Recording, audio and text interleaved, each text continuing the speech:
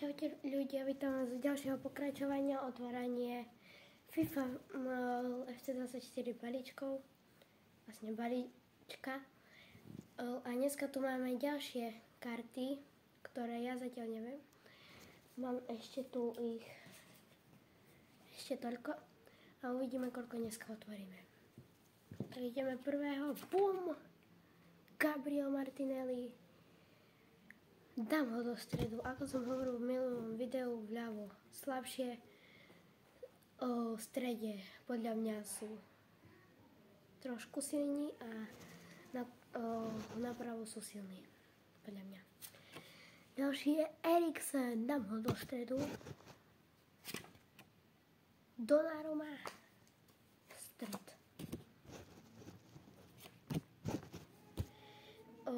Ďalší je Depay.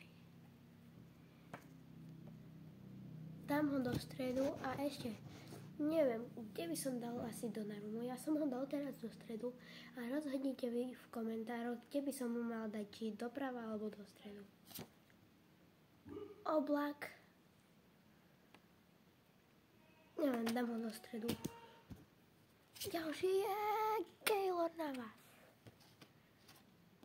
Dám ho do stredu. Ďalšie je Boom Simons.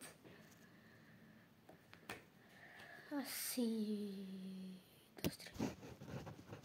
Tých stredok to bude strašne veľa. Čestný stred.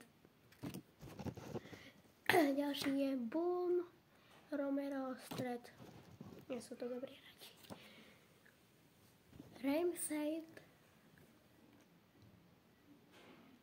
Ramsdale, prepáčte. Asi stred. Teraz to bude totálna topálka, to vám hovorím. Sergio Ramos, za mňa je to veľmi prekvapivý futbalista. Asi vpravo. Ďalej je Salah. Vpravo. Ruben Dias, 89 rating, vpravo.